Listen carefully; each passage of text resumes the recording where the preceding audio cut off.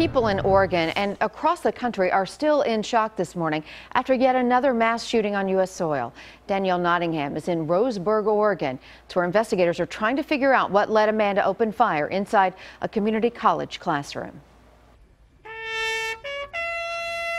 Hundreds of mourners filled Roseburg Stewart Park well past midnight, holding candles and saying prayers for the victims of Thursday's mass shooting at Umpqua Community College. We need love and compassion and healing. This is for an active shooter at UCC. Several people were killed, others wounded, when a gunman identified by authorities as 26-year-old Chris Harper Mercer opened fire in a classroom.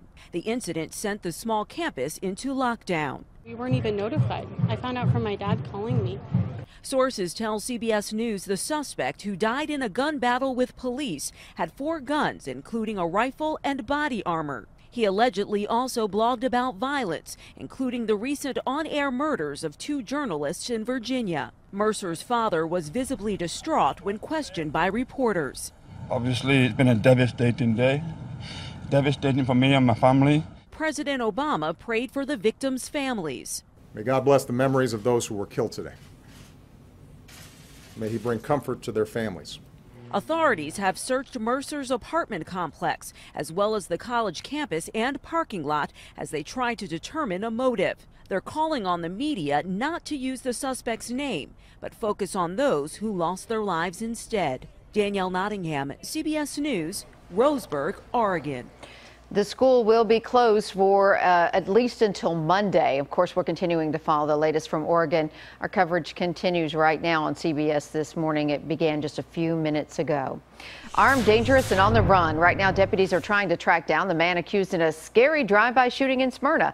Matthew Torres is in the newsroom following the latest. Matthew, anybody hurt? Well, Amy, luckily no one was hurt despite what happened. This was on Tuesday. Officials in Rutherford County released the information just to us yesterday. Now, apparently this man right here, this is who they are looking for. This is 21-year-old Brandon Mullick. He is accused of going up to a home in Smyrna, started shooting at a group of people, and get this, some of those people were children.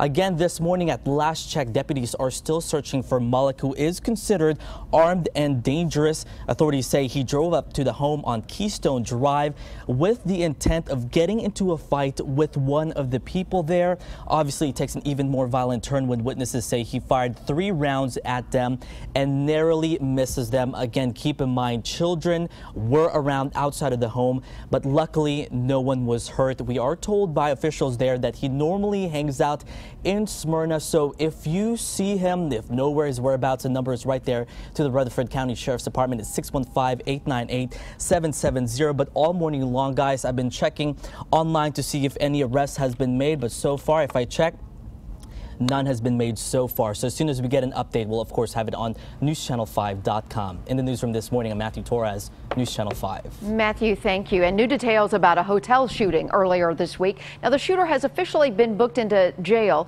and is facing new charges. Cuthbert Langley at the CJC with the new information. Good morning, Cuthbert.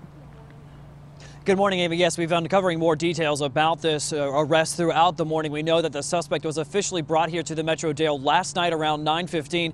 He's been charged with more crimes this morning, and police were worried he could have gone on the attack again. Of course, we are talking about the shooting that happened Wednesday morning outside of the Harding Place Inn. The victim in this was shot in the shoulder and then rushed to the South Police Precinct by a Good Samaritan and later taken to the hospital. It was in the afternoon on Wednesday when police connected Medrick Lamont Elliott to the crime. This morning, I've uncovered that when police were speaking with Elliott, he allegedly threatened the victim again, saying, quote, "I'm going to kill the victim when he gets out of the hospital."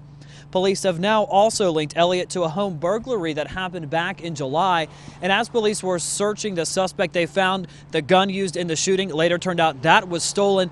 And police found 4 additional magazines of ammo on him as well. So there was some concern that he could have continued shooting had he not been arrested. So again, he has finally been booked here in jail about 36 hours after the shooting. His bond this morning is set at nearly $100,000. We're live at the Metro jail this morning. Cuthbert Langley, News Channel 5. Thank you, Cuthbert. And do you know this man? Metro police say he broke into the Palermo Pizza on Apache Trail last month. Well, he didn't take anything, but he shattered 2 plate glass windows on his way out. If you recognize him, give Crime Stoppers a call, 615-74-CRIME. A woman has turned herself in connection to a hit and run that sent an elderly man to the hospital.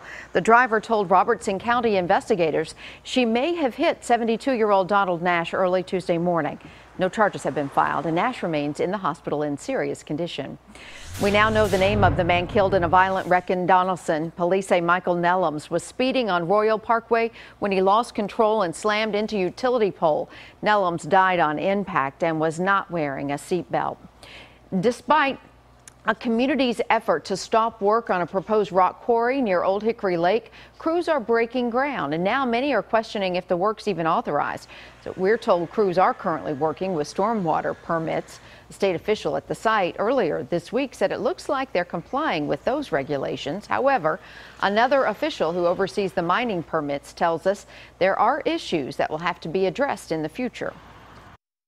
Yeah, I live right across the street from it, and I plan on living there forever. And if their concrete plant, asphalt plant, and rock quarry goes in, I won't be able to stay there. Yeah. Who would? Councilman Larry Hagar has proposed 2 bills that would help regulate the quarry and the work being done there. The first reading on those bills is Tuesday.